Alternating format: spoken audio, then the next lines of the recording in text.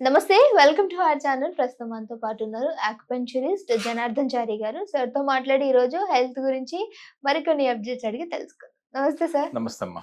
Sir, చాలా వరకు weight loss లో కూడా ఏమైనా ఆక్యుపెంచర్ లో మంచి ట్రీట్మెంట్ ఉందా? ఏమైనా ప్రెషర్ పాయింట్స్ ని యూజ్ చేసి వెయిట్ తగ్గొచ్చా అని? Is it possible sir? Weight loss అంటే బేసిక్గా ఇది చాలా పెద్ద టాపిక్ యాక్చువల్గా. వెయిట్ లాస్ అనేది మనం ఒబెసిటీ, స్థూలకాయం, ఈ సమస్య చాలా పెరిగింది. ఒకప్పుడు ఇది ఏదో పట్టణాలకి పరిమితం అయి ఉండేది. అవును. అందుకనే నాకు ఒకసారి అనిపిస్తుంది ఒబెసిటీ సిటీకే ఉండేదేమో, సిటీలో ఉన్నది ఒబెసిటీ అనుకునేవాళ్ళు.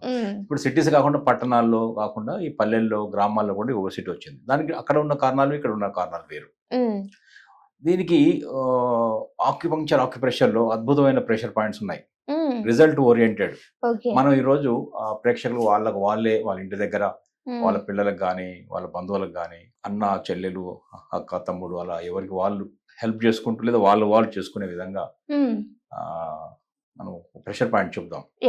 ప్రెషర్ పాయింట్ ఒక్కటి చెప్తాం ఇవాళ, ఒకటి చాలు. ఒక్క ప్రెషర్ పాయింట్ 2 కాళ్ళల్లో ఉంటుంది. పాయింట్ కాళ్ళల్లో ఉంది, ఇది మోకాల దగ్గర ఉంటుంది. అవన్నీ చూపిస్తాను. ఇది పాయింట్ పేరు కూడా చెప్పి అది ఎలా చేయాలి, ఎంతసేపు చేయాలి, రోజుకి ఎన్నిసార్లు చేయాలి అదంతా చెప్తే ఖచ్చితంగా చాలా బెనిఫిట్ అవుతారు. అది చెప్తాం. అయితే అది దానికి ఒక ముందేంటి తెలుసుకోవాలంటే మనం ఈ పాయింట్ ఆయన చేస్తూనే మనం ఒబెసిటీకి ముఖ్యంగా ఒక 3-4 కారణాలు ఉంటాయి. ఎందుకు వస్తుంది స్థూలకాయం అనే దానికి, ఫ్యాట్ ఎందుకు అక్యుములేట్ అయింది బాడీలో, పేరుకుపోతుంది అనేది 3 కారణాలు చెప్పొచ్చు. 3-4 ఉంటాయి. ఒకటి ఫ్యామిలీ హిస్టరీ, వాళ్ళ పేరెంట్స్లోనే ఈ లక్షణాలు ఉంటే ఒబేసుకున్నట్టయితే వాళ్ళ జెనెటికల్ గానే పేరెంట్స్ కానీ 4 ఫాదర్స్ కానీ తాత ముత్తాతలు కానీ వాళ్ళ నుంచి కూడా వచ్చే అవకాశం ఉంటుంది. ఇది ఒక ఫ్యాక్టర్. రెండవ ఫ్యాక్టర్ ఏంటంటే ఓవర్ ఈటింగ్, ఎక్కువ ఓవర్ ఈటింగ్ అంటాం. రిపీటెడ్గా తినడం. ఈటింగ్లోనే రాంగ్ హ్యాబిట్స్ ఉంటాయి. ఎక్కువ తినడం, క్వాంటిటీ ఎక్కువ తినడం కాకుండా రాంగ్ వే ఆఫ్ ఈటింగ్. అంటే నమిలి తినకుండా ఫాస్ట్గా తినేయడం, రాంగ్ ఫుడ్ తినేయడం. ఫుడ్ లో కూడా చాలా ఉన్నాయిగా, ఫాస్ట్ ఫుడ్స్ ఉన్నాయి, జంక్ ఫుడ్స్ ఉన్నాయి, ఆయిల్ ఫుడ్స్ ఉన్నాయి, రకరకాల గ్రీజీ ఫుడ్స్ ఉన్నాయి, మైదా లాంటివి ఉన్నాయి, బేకరీ ఫుడ్స్. ఇవన్నీ కూడా రాంగ్ ఫుడ్స్, యాక్చువల్ మనకు సూటబుల్ కాదు. అవి తినడం కూడా ఒబెసిటీ కారణం అవుతుంది. ఇంకోటి ఏంటంటే టేస్ట్ ప్రకారం తింటున్నారు, అది హెల్త్ కాదా చూడట్లే, రుచికరంగా ఉందా లేదా చూస్తున్నారు. ఇది కూడా ఒక కారణం అవుతుంది. ఇక ఇంకో కారణం ఏంటంటే సెడెంటరీ లైఫ్ స్టైల్. ఇప్పుడు మన పనులు తగ్గాయి, ఓన్లీ బ్రెయిన్తో చేసే పనులే, ఫిజికల్గా చేసే పనులు లేవు. సో ఎట్లా అంటే మన వాళ్ళు ఏదైనా వెజిటబుల్ షాప్ పోయినా కూడా స్కూటర్ వెళ్ళి ఆ షాప్ ముందే ఆపి దేవకుండానే వెజిటబుల్ కొనుక్కొని కూడా వస్తున్నారు. పార్కింగ్ చేసి కొంత నడుద్దామని కూడా లేదు. వీలైతే ఎక్కడికి వీలైతే అక్కడ దాకా బండి తీసుకుపోతూనే ఉంటారు. సో అట్లా వీలైన చోట కూడా ఇప్పుడు స్టైర్స్ తీసుకోవచ్చు, ఫస్ట్ ఫ్లోర్, సెకండ్ ఫ్లోర్, అది కూడా మనం అవాయిడ్ చేస్తాం. ఇట్లా ఏంటంటే మనకు ఒక సుఖప్రదమైన జీవితం అలవాటైంది. శారీరక శ్రమ లేదు, చెమట తీయడం లేదు, స్వెట్ రావట్లే. స్వెట్ ఉంటే ఫిట్ అవుతాం, ఫిట్ ఉంటే గట్టు బాగుంటుంది, గట్ బాగుంటే మనం హెల్దీగా, బ్రెయిన్ కూడా బాగుంటుంది, గట్ బ్రెయిన్ యాక్సెస్ ఉంటుంది, మనసు కూడా బాగుంటుంది. సో ఇట్లా ఇందాక ఈ కారణాలన్నీ కూడా అవుతున్నాయి. దీన్ని మనం ఏం చేయొచ్చు అంటే, ఈ ఒబెసిటీలో ఇంకొక ప్రధాన కారణం ఉంది. నిద్ర సరిగా పోని వాళ్ళలో కూడా ఈ సమస్య వస్తుంది.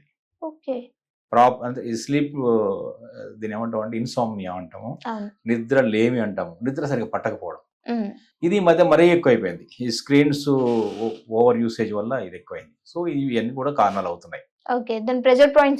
సో ఇది ఇప్పుడు ఈ కారణాలన్నిటిని కూడా ఈ ఒక్క ప్రెషర్ పాయింట్ చాలా వరకు దాన్ని నివారించగలుగుతుంది. అంటే స్లీప్ ని బెటర్ చేయగలుగుతుంది. ఓకే, క్రేవింగ్ ఉంటుంది తినాలని, అది కూడా కంట్రోల్ చేయగలుగుతుంది. మూడోది డైజెషన్ ని పెంచగలుగుతుంది. సైకలాజికల్ గా మనకు ప్రశాంతత తీసుకురాగలుగుతుంది, మానసికంగా కూడా మంచి ప్రశాంతత తీసుకురా, ఇవన్నీ చేయగలుగుతుంది ఈ పాయింట్. ఆ పాయింట్ ఏంటంటే ఇక్కడ చూడండి, స్ప్లీన్ మెరిడియన్ లో ఉంది. ఇక్కడ కనిపిస్తుంది కదా మీకు, spleen meridian. Okay. Spleen meridian గురించి చెప్పాలంటే, స్ప్లీన్ అనే చిన్న ఆర్గాన్, అది స్టమక్ అనే ఇంకొక ఆర్గాన్ తో కలిసి పనిచేస్తుంది. రెండు జంట అవయవాలు అంటాం. ఆక్యుపంక్చర్, ఆక్యుప్రెషర్ లో, ట్రెడిషనల్ చైనీస్ మెడిసిన్ లో రెండు ఆర్గాన్స్ కలిసి ఉంటాయి. ఏది ఒకటి ఉండదు, రెండే ఉంటాయి. భలే అద్భుతమైన అద్వైత సిద్ధాంతం లాగా ఉంటుంది ఇది. అద్వైతం అంటాం కదా. సో స్ప్లీన్ ఇది డైజెషన్ కి రెస్పాన్సిబుల్ అవుతుంది. ఇంకా చాలా దానికి జాబ్స్ ఉన్నాయి, ఒక జాబే కాదు, చాలా దానికి అనేక రకాల జాబ్స్ చేస్తుంది బాడీలో. స్ప్లీన్ చాలా చాలా బెటర్ ఆర్గాన్, ఉపయోగపడుతుంది. చాలా బ్లడ్ తయారీలో, రక్తం తయారీలో ఉపయోగపడుతుంది. ఈ ఎసెన్స్ ని మన శరీరానికి అనుగుణంగా ఆహారం నుంచి తీసుకున్న ఎసెన్స్ ఉంటాయి, ఫుడ్ ఎసెన్స్, సారాలు, దాన్ని మనకు బాడీకి పనికొచ్చే విధంగా ట్రాన్స్ఫర్మేషన్ చేయగలుగుతుంది. ఏ ఆర్గాన్కి ఏది కావాలో ట్రాన్స్పోర్ట్ చేయగలుగుతుంది. డైజెషన్ లో ఉపయోగపడుతుంది. అన్నిటికన్నా ముఖ్యంగా మనం తేలిగ్గా హాయిగా ఉండడం పనికొస్తుంది. అంటే మన ఎనర్జీని ఇలా పైకి పంపు చేయగలుగుతుంది. అది అప్వర్డ్ మూమెంట్.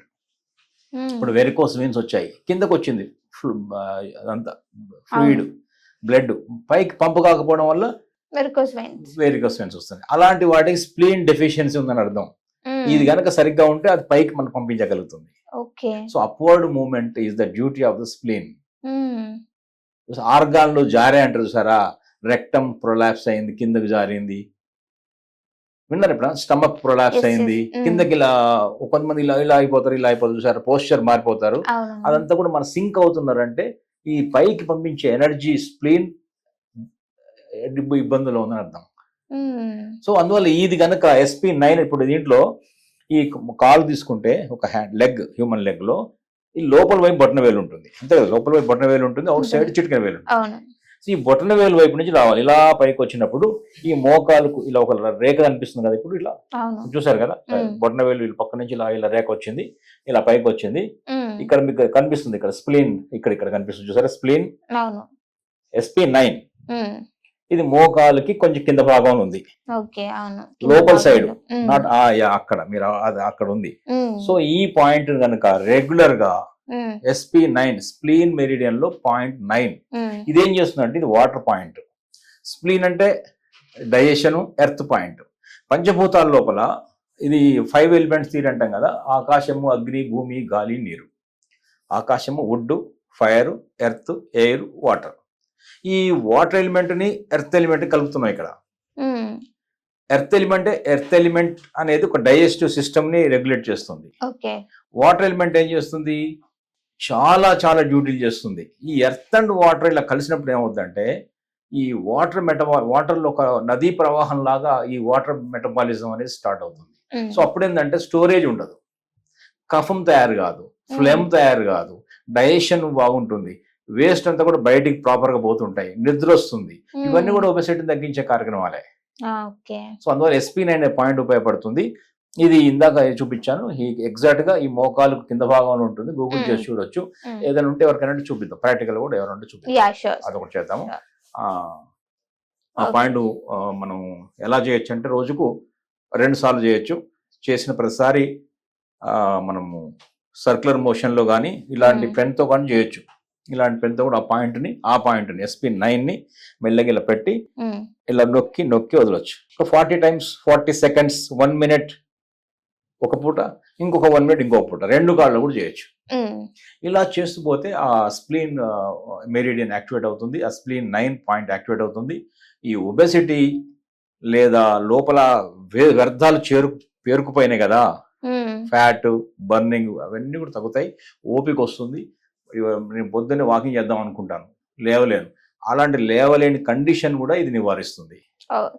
నిద్రపోలేదు, నిద్ర పట్టట్లేదు, అరగడం లేదు, నిద్ర కూడా హాయిగా పట్టేలా చేస్తుంది. SP9 is very good point. అది మనం ఎంపెరికల్ గా చాలా మందికి వాడి చూసాము, మంచి సక్సెస్ రేట్ ఉంది. ఈ పాయింట్ వాడొచ్చు. Thank you so much sir. నమస్తే అమ్మా.